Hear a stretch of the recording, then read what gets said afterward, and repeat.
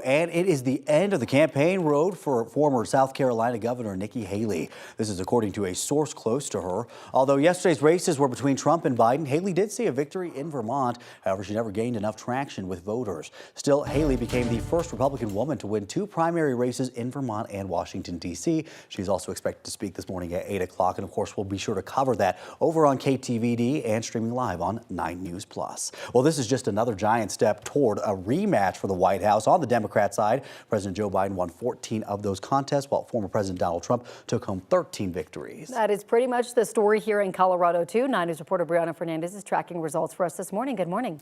Hey, good morning, guys. So it's not too surprising that Trump and Biden took home most of the votes. I just checked the latest numbers from the Secretary of State's office. Donald Trump got about 63% of the vote in Colorado. Haley took about 33%, but again this morning she dropped out of the race. On the Democratic side, President Joe Biden will get all of the Colorado's delegates. He won by a landslide, but more than 43,000 Coloradans voted non-committed. Now, basically voting non-committed means you want to send a delegate to the convention to vote for no one. So that option didn't have enough votes to actually win any delegates, but it's a choice that has gained more popularity as we see 2 frontrunners with low approval ratings. In November, I will choose not to vote, and that in itself is a protest vote. I will turn in a ballot that says I'm not voting for either candidate. And then what will happen is one party or the other will win, and they'll blame people like me for not winning. But they don't have anyone to blame but themselves. We've been very clear on what it's going to take to earn our vote. And if they're not willing to do that, then I'm not willing to vote for them. Now, with Nikki Haley dropping out, this is further becoming the inevitable November face-off between President Joe Biden and former President Trump, who battled on the same state nearly 4 years ago, I should say. All right, Brianna, thank you. So this morning, CNN is projecting Donald Trump will win the Alaska Republican primary.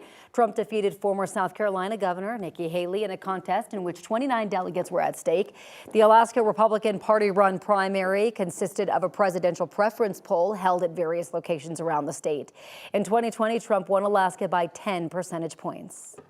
Our 9 News political analyst will also be joining us later to talk about the results both locally and nationally and look ahead to November. 9 News Mornings will be following Super Tuesday results all morning long. You can follow our updates both on air and online at 9news.com. You can also follow along with our 9 News app. That is free to download in the Apple and Google Play stores.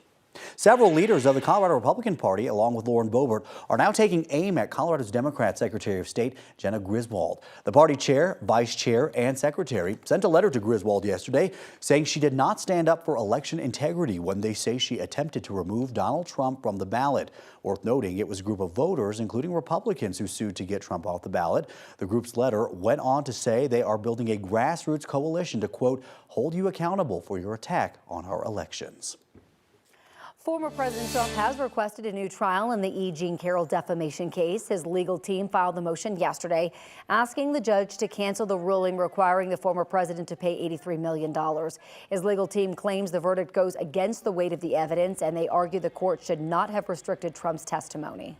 Federal regulators are taking a step toward trashing junk fees. This week, the Consumer Financial Protection Bureau finalized regulation that caps most credit card late charges at $8. According to the agency, this will save U.S. families more than $10 billion per year.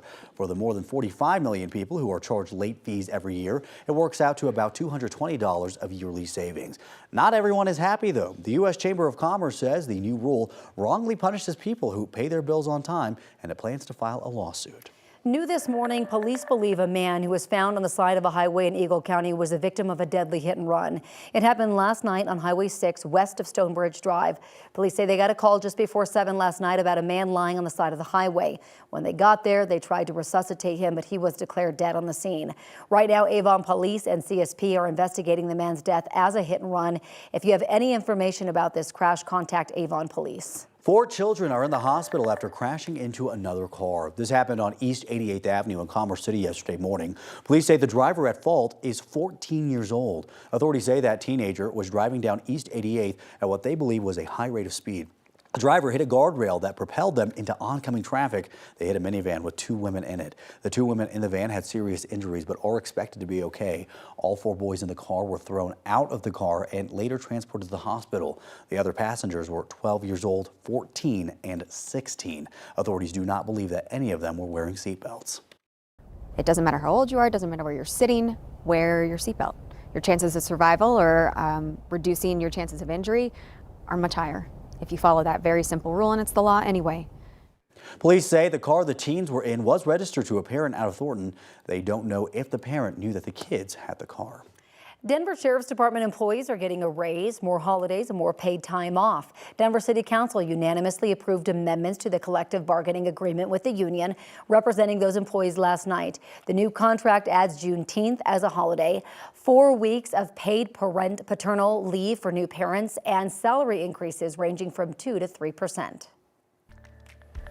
Now, you know, we've got some rain or snow coming toward the end of this week. One thing you might be thinking is it going to mess with my weekend? Answer is no. Sunny skies on your Saturday with a high of 52. And look at Sunday. Sunny skies and a high right around 60 degrees.